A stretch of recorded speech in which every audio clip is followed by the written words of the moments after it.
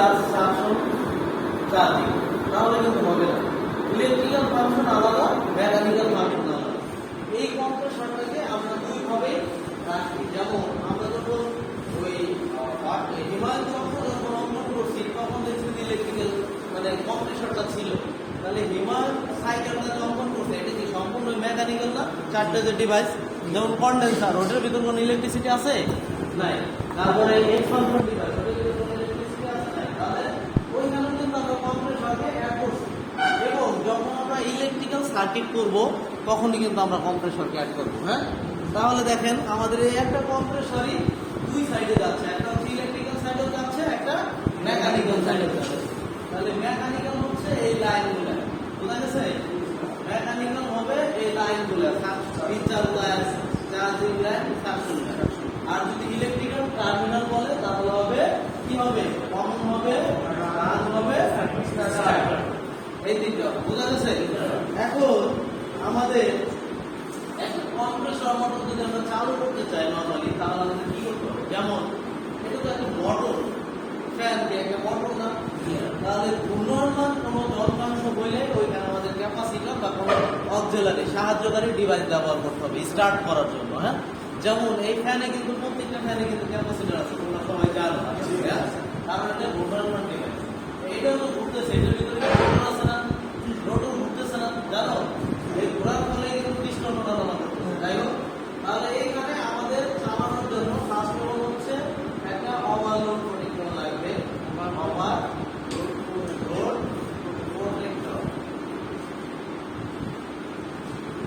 Protector যাকে সংক্ষেপে OLP বলা হয়, ওভারলোড প্রোটেক্টর। আর দুই নম্বরে লাগবে হচ্ছে পিটিসি রিলে। পিটিসি কি লাগবে? রিলে। এই রিলেটা হচ্ছে স্টার্টিং ডিভাইস হিসেবে কাজ করবে। রিলেটা হচ্ছে স্টার্টিং ডিভাইস হিসেবে কাজ করবে। আর ওভারলোড প্রোটেক্টর, দেখো এটা নাম শুনে কিন্তু আমরা অনেক কিছু বুঝতে পারছি। ওভারলোড প্রোটেক্টর মানে অতিরিক্ত লোডকে কি করতেছে? বাধা দিতেছে। অতিরিক্ত লোডকে বাধা দিতেছে। যেহেতু আমাদের এটা কত ফেজের সার্কিট বলো তো? Single single phase 100%। এটা হচ্ছে সিঙ্গেল ফেজের সার্কিট। তাহলে এটা 220 ভোল্ট থেকে 240 ভোল্ট ভিতরে থাকার কথা। কোনো কারণে ভোল্টেজ বেড়ে গেল, ভোল্টেজ কিন্তু ড্রপ হয়, আপ ডাউন হয়, এটা আমরা সবাই জানি। হ্যাঁ, যে কোনো সময় ভোল্টেজ আপ ডাউন হতে পারে। তখন এই ভোল্টেজ আপ ডাউন হওয়ার ফলে কিন্তু আমাদের যে কোনো ইলেকট্রিক্যাল ডিভাইস, ইলেকট্রিক্যাল সার্কিট পুরো যেতে পারে, কেটে যেতে পারে। ঠিক আছে? তো সেই ক্ষেত্রে এই একটা কম্প্রেসরের মনে করো অনেক দাম। একটি ধরনের একটা কম্প্রেসরের দাম বর্তমান 6000 টাকা। আগে 3500-3000 টাকায় পাওয়া যায়, এখন কিন্তু 6000 টাকা নিতে কোনো কম্প্রেসর নাই ভালো। তাহলে এই কম্প্রেসরটা পুরো গেলে কি হবে? তোমার 6000 টাকায় শুধু ক্ষতি হবে না, এই কম্প্রেসরটাকে যখন তুমি চেঞ্জ করতে যাবা তখন তোমার আবার গ্যাস চার্জ করতে হবে নতুন করে, ঠিক না? মানে গ্যাস চার্জ আরো 3000 টাকা অ্যাড করো, সার্ভিস চার্জ দিয়ে তোমার টোটালি কত গেল? 10000 টাকা। শুধু টাকাই না, একটা মালের কি মানে ক্ষতি হয়ে গেল। একটা নতুন মালকে ক্ষতি কেটে আবার পুনরায় এটা কি করতে? রিপেয়ার করতে হলো। তাহলে কি আর আগের কন্ডিশন থাকবে? অবশ্যই কিন্তু থাকবে না। তাহলে এই যে এত বড় দুর্ঘটনার হাত থেকে রক্ষা করার জন্যই আমাদের ছোট্ট একটা ওভারলোড প্রোটেক্টর, যার নাম হচ্ছে মাত্র 70 টাকার মতো দাম নেবে একটা ওভারলোড প্রোটেক্টর। তাহলে 70 টাকা 10,000 টাকা বাঁচাই দিতেছে। তাহলে এটা আমাদের জন্য অত্যন্ত একটা গুরুত্বপূর্ণ একটা ডিভাইস না? তাহলে এটা কি করতেছে দেখো, যদি মনে করো ওভারলোড প্রোটেক্টর এরকম থাকে, ধরো সাপোজ এরকম একটা চিত্র দিলাম আমি, তাহলে এটা হচ্ছে ইনপুট। ইনপুটে যদি কোনো কারণে 250 ভোল্ট ঢুকতে চায়, ইনপুটে কোনো কারণে যদি 250 ভোল্ট ঢুকতে চায়, তাহলে ও কি করবে? নিজে ট্রিপ করবে বা কেটে যাবে। যখন ও মনে করো কেটে যাবে, তখন এই ভোল্টেজ থেকে এই পাশে যাইতে পারবে? যাইতে পারবে না। আর এই পাশে যদি যাইতে না পারে, এইটাই মনে করে এইখানে লাগাবে, তাহলে কি আর কম্পিউটারের কোনো ক্ষতি হবে? হবে। তার ওভারলোড প্রোটেক্টর কি করতেছে? অতিরিক্ত ভোল্টেজের হাত থেকে কম্প্রেসর মোটরকে কি করতেছে? রক্ষা করতেছে। বোঝা গেছে কি? যে অতিরিক্ত ভোল্টেজের হাত থেকে রক্ষা করা হচ্ছে কার কাজ? ওভারলোড প্রোটেক্টরের কাজ। এরপরে আমরা আসি রিলে, পিটিসি রিলে।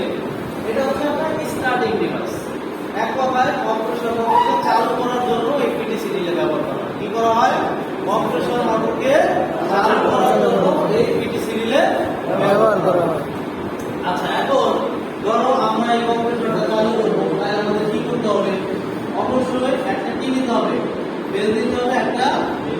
নিউট্রাল নিতে হবে। নিউট্রাল নেওয়ার পরে এইখানে ধরো আমরা ওভারলোড প্রোটেক্টরটা লাগাইছি, এটা মনে করে একটা ওভারলোড প্রোটেক্টর, এখান থেকে একটা লাইন গেছে। আর এইখানে ধরো এরকম এটা ধরো একটা রিলে, রিলে কিন্তু কোনো স্টার্টও নাই, রানও নাই। এই ক্যাপাসিটরের কোনো রানিংও নাই, স্টার্টিংও নাই, এটা জানেন? কিন্তু আছে কিসের? কয়েলের ভিতরে। হ্যাঁ, কয়েলের ভিতরে রান আছে, স্টার্ট আছে, একদম সেম। এটা কি কয়েল না? যেমন একটা এটা ধরেন যে রানিং কয়েল, রানিং কয়েলের প্রথম মাথা, রানিং কয়েলের দ্বিতীয় মাথা। তাহলে এটা ধরেন হচ্ছে starting coil, starting coil, starting কয়েলের প্রথম মাথা, স্টার্টিং কয়েলের দ্বিতীয় মাথা। এই দুটো মাথা এক হইয়া এইখান থেকে যে একটা তার বেরিয়েছে এটাই হচ্ছে কম। মানে নরমালি একটা বোঝানোর আমি চেষ্টা করলাম। তাহলে এটা কি? এটা হচ্ছে রানিং কয়েল, এটা স্টার্টিং কয়েল, আর এটা হচ্ছে কমন। কিন্তু এই রিলেতে কিন্তু কোনো রানিং, কোনো স্টার্টিং নাই, অথবা ক্যাপাসিটরের কোনো রানিং, কোনো স্টার্টিং নাই। তাহলে আমরা কি করব? এই রিলেটা এইখানে একটা লাগাই দিব রানে, আর এইখানে একটা লাগাই দিব রানে। মানে এটা অটোমেটিক্যালি ঢুকে যাবে, মানে লাগানোর কিছু নাই। এই যে আমরা দেখতেছি টার্মিনাল দেখা যায়, টার্মিনাল আমরা পরিমাপ করছি সবাই, অবশ্যই দেখছি। তাহলে আমাদের সূত্রমতের উপরটাই কমন বের হয়েছে আমার যেটা ধারণা, আর বাম পাশে হচ্ছে স্টার্ট হয়েছে, আর ডান পাশে আমরা রান করেছি। তাহলে দেখো কমটা যদি আমরা ওভারলোড প্রোটেক্টরটা লাগাই দিই, তাহলে যে দুইটা মাত্রা থাকে না, স্টার্ট এবং রান, ওইটাই রিলেটা লাগাই দিই। রিলে লাগাই দেওয়ার পরে এই যে রিলের যে রানিং পয়েন্ট, এটা কি রানিং পয়েন্ট না? এই রানিং পয়েন্ট থেকে একটা কি নিতে হবে? কি নিতে হবে বলতো? নিউট্রাল। এখানে চিত্র করে দিয়েছি আমি, এটা থেকে একটা নিউট্রাল নিতে হবে, আর এই কেসটা হচ্ছে আমার এই কমনে দিতে হবে। যদি আমি এতটুকু কাজ করতে পারি, তাহলে আমরা একটা কম্পিটিশন কি করতে পারবো? রান করতে পারবো বা চালু করতে পারবো। বুঝা গেছে? কমনে কি দিতে হবে? বের দিতে হবে। আর রানিং এ কি দিতে হবে? নিউট্রাল। স্টার্টিং এ দিতে হবে, কিছু দেওয়ার দরকার নেই। স্টার্ট সবসময় কি থাকবে? একা থাকবে। পিপিসি এর কাজ হচ্ছে কম্পিটিশন আমরা স্টার্ট করে পারি পাশে। কম্পিটিশন আমরা স্টার্ট করে কি করবে? স্টার্ট করে দেবে, তখন রান যত সময় পিপিসি থাকবে তত সময় এই কম্পিটিশন আমাদের চলবে। এখন ধরো সাপোজ আমাদের নিয়ম অনুযায়ী কি করার কথা ছিল? ওভারলোড প্রোটেক্টরে ফেজ দেওয়ার কথা ছিল।